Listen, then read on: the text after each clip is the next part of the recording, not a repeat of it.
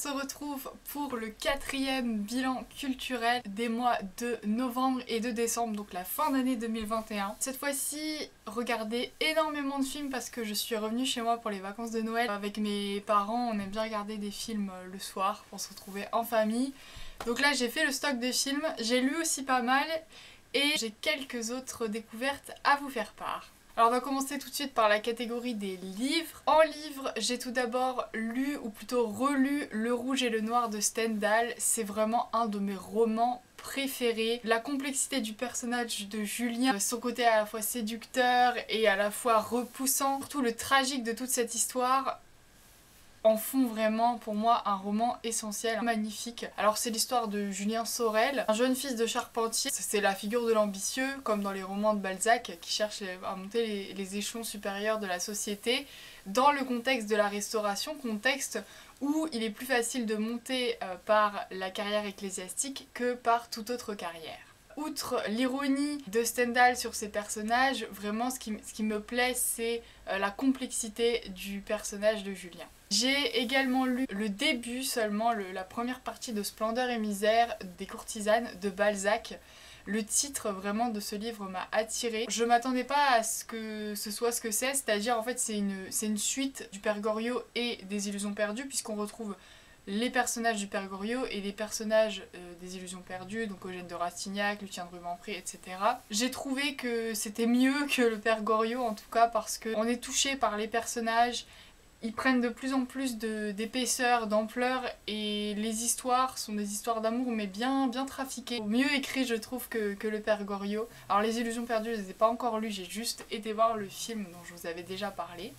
Ensuite, j'ai lu 2 BD de Zep, enfin 2 livres BD qui s'appellent Happy Sex. Alors là, c'est vraiment de la franche rigolade si vous avez envie de vous détendre. Elles sont très crus, les dessins sont assez salaces, donc à ne pas lire en dessous d'un certain âge. Ensuite, j'ai une amie qui m'a fait découvrir La déchéance d'un homme de Osamu Dazai, qui est un auteur japonais qui s'est suicidé après l'écriture de son livre. Alors bon, quand on lit le livre, c'est pas hyper joyeux, déjà rien que le titre, c'est tout un programme. J'ai pas trop aimé ce livre, je dois l'avouer, c'est rare les livres que je n'aime pas tellement, mais ce livre, alors bien qu'il soit court, un journal de bord d'un personnage assez sombre qui ne comprend pas trop le sens de sa vie et qui, de plus en plus vers la fin du livre, tend vers la folie.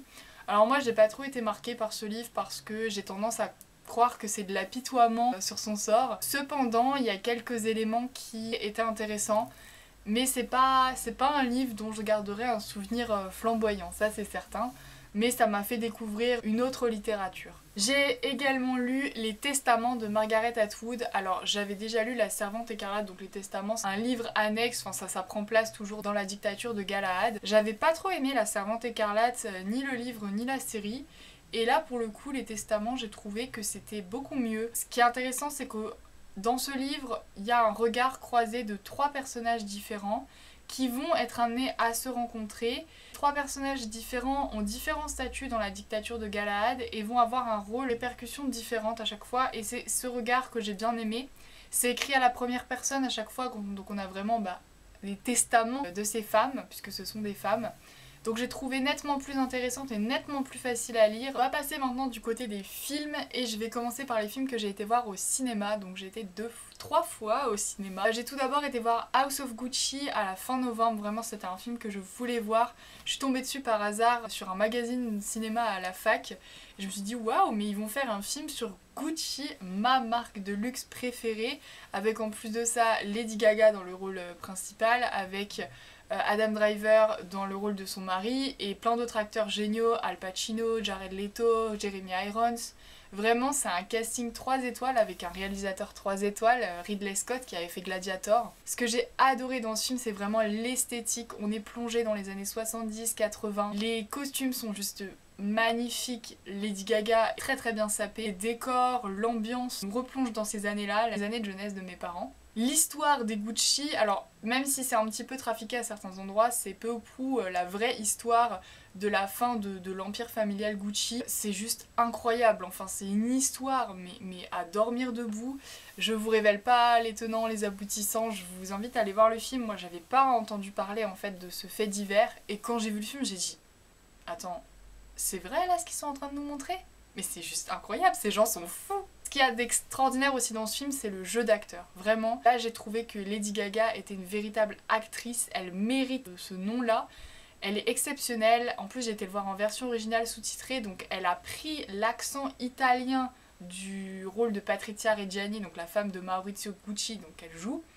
Et elle a pris l'accent, vraiment c'est génial. Adam Driver, je trouve qu'il ressemble étonnamment au vrai Maurizio Gucci, donc qui est le dernier héritier de l'empire Gucci. Et les autres acteurs sont évidemment formidables, Jeremy Irons, Al Pacino, et surtout Jared Leto qui s'est vraiment grimé. Enfin au début je l'ai pas reconnu, puis au bout d'un moment je me dis mais Jared Leto il est quand même crédité sur l'affiche dans le générique. J'ai reconnu ses yeux, j'ai dit non c'est quand même pas lui, c'est quand même pas lui. Donc vraiment pour moi c'était un super film qui d'autant plus ne parle pas tant de ça, de mode, mais parle beaucoup plus de l'histoire de la famille Gucci, de toutes les magouilles. Vraiment un super film. Ensuite j'ai été voir Spider-Man No Way Home. J'adore les Marvel, même si mon héros préféré restera et restera à jamais Iron Man. J'aime beaucoup Tom Holland dans le rôle du nouveau Spider-Man, et alors ce nouveau Spider-Man a été particulièrement étonnant. C'est pas mon Marvel préféré, mais pour le coup j'ai été surprise. Un Marvel qui surprend. Vraiment, je vais pas vous en dire plus, mais en tout cas, il y a des côtés un peu rétro qui m'ont fait très plaisir. J'ai revu des anciennes têtes et ça m'a fait très plaisir. Je trouve que Marvel a su se renouveler et a su encore une fois jouer avec les codes du cinéma. Et on adore ça tout simplement. Finalement j'ai été voir West Side Story, réadapté par Steven Spielberg. Au départ je voulais aller voir Aline avec ma mère, donc c'est une espèce de parodie de la vie de Céline Dion par Valérie Lemercier. Mais le film n'était plus disponible quand on a voulu aller le voir et du coup je lui ai parlé de West Side Story. On y est allé entre filles. Moi j'avais vu l'ancien film des années 60-70. C'était loin d'être mon film préféré, mais bon, les comédies musicales me dérangent pas trop. J'avais adoré Grease et j'avais adoré La La Land, donc je me dis que ça pouvait être que bien. Et effectivement, c'était une belle redécouverte pour le coup. J'ai adoré la jeune fille qui joue Maria, et j'étais surprise, mais elle est née en 2001, ou en 2000 quoi, elle a mon âge, j'étais choquée. Elle est vraiment sublime. On retrouve Ansel Elgort, celui qui avait joué dans Nos étoiles contraires. J'ai plutôt bien aimé. Rien de surprenant parce qu'on reprend l'histoire de base, hein, cet amour impossible entre deux personnes de clans opposés. On adore la musicalité, voilà les musiques, on retrouve toutes les musiques. On voit que c'est du Spielberg, c'est d'une qualité, les costumes sont magnifiques aussi. On retrouve cette ambiance des années 60 très très chantante, fun, avec beaucoup de couleurs. L'esthétique, la luminosité, on est vraiment plongé dans cette Amérique multiculturelle et pour moi c'était une belle réalisation. Ensuite je vais parler des films que j'ai vus donc chez moi. Tout d'abord vu Des hommes sans loi. C'est un film qui raconte l'histoire de trois frères qui vont vivre au temps de la prohibition en Amérique, le trafic d'alcool, autour de l'histoire des gangs, des trafics d'alcool. C'est plutôt bien fait, on passe un plutôt bon moment, voilà, c'est pas un film qui casse non plus trois pattes à un canard. Chaque frère a vraiment une personnalité différente et c'est assez drôle de voir ce décalage entre frères. J'ai bien aimé, mais voilà, sans plus. J'ai également vu Captain Marvel, donc encore un Marvel. Alors j'en avais entendu beaucoup de bien. Pour le coup, j'ai pas été transcendée non plus, je trouve qu'on reste dans une histoire assez basique de super-héros. Je trouve que c'est un peu bateau comme scénario, qu'il y a moins d'extraordinaire qu'il peut y avoir dans d'autres Marvel. Pour moi, c'est un Marvel qui sent un peu le réchauffer, c'est quand même un bon moment. Ça manque d'action, ça manque de punch, ça manque d'intérêt finalement. J'ai vu La prophétie de l'horloge, alors c'est un film qui je crois est sorti pour la Halloween de l'année dernière. C'est totalement délirant. Je vous conseille vraiment de regarder ce film si vous cherchez un film à regarder à Halloween. Ce film il est fait pour ça, clairement il est fait pour ça. Il y a de belles images, de beaux costumes, de beaux décors. Bon, l'histoire est un peu simplette mais on s'amuse bien. C'est à la fois glauque, un peu flippant et à la fois très kitsch. Ça passait à la télé pendant les vacances. Intolérable cruauté des frères Cohen avec George Clooney et Catherine Zeta-Jones. C'est un film que j'avais déjà vu mais qui m'a fait plaisir de revoir parce que c'est une comédie romantique un petit peu sarcastique, un petit peu pleine de cruauté comme son titre l'indique. L'histoire est assez originale, c'est celle d'un avocat qui va défendre un mari qui a trompé sa femme, divorce, Et en fait cet avocat se rend compte que sa femme a épousé l'homme qui défend juste pour son argent. Instance de divorce, il va essayer de le montrer au juge et finalement cette femme-là n'obtiendra rien du tout de la fortune de son mari. Et en fait l'avocat va tomber amoureux de cette michto-là, on va dire, qui sont plus machiavéliques l'un que l'autre et qui vont finalement se retrouver amoureusement parlant, on va dire. Donc c'est une comédie sentimentale mais en même temps pas trop à l'eau de rose. C'est très drôle, c'est très piquant, le scénario est original. Je vous conseille vraiment cette comédie si vous avez envie de passer un bon moment. On va passer aux séries, ou plutôt à la série, parce que j'ai pas regardé beaucoup de séries ces derniers temps. J'ai juste regardé une série, je suis tombée sur une série que j'ai découverte par hasard sur M6 Replay je crois. Et ça s'appelle Harlot, ce qui signifie putain ou pute en anglais. J'aime beaucoup cette série parce qu'elle raconte l'histoire des prostituées de luxe du XVIIIe siècle. On rentre vraiment dans cette intimité des prostituées. C'est une série qui dispose de bons moyens en termes de costumes, en termes de décors. Il y a beaucoup d'humour. Le sujet n'est pas si léger que ça, mais pourtant c'est très léger.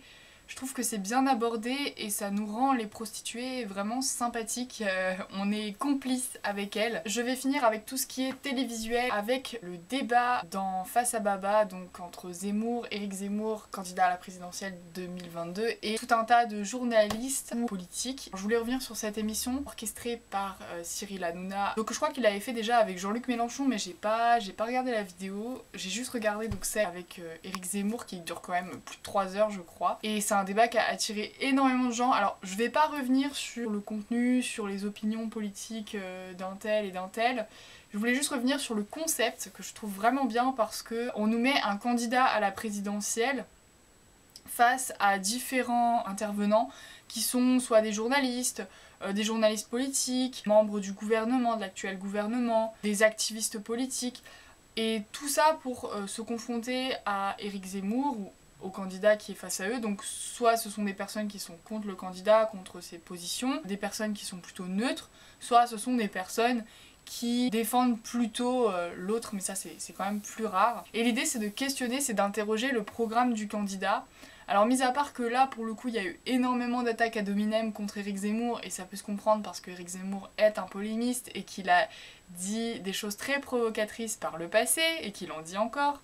Mais pour le coup j'ai trouvé que Cyril Hanouna était resté neutre et avait fait vraiment son job de journaliste et qu'on en avait plus appris sur le programme d'Éric Zemmour, et c'est donc une manière d'en savoir un peu plus sur les candidats. Je trouve que de laisser vraiment 3 heures d'interview avec différents intervenants c'est vraiment une bonne idée parce que comme ça on a plusieurs points de vue. Il y avait un intervenant, un médecin, il y avait un économiste, des journalistes, il y avait un prof, et tout ça ça permettait d'aborder les différentes facettes du programme d'un futur candidat. Les questions d'économie, les questions budgétaires, les questions d'immigration, les questions de l'éducation, les questions de la santé.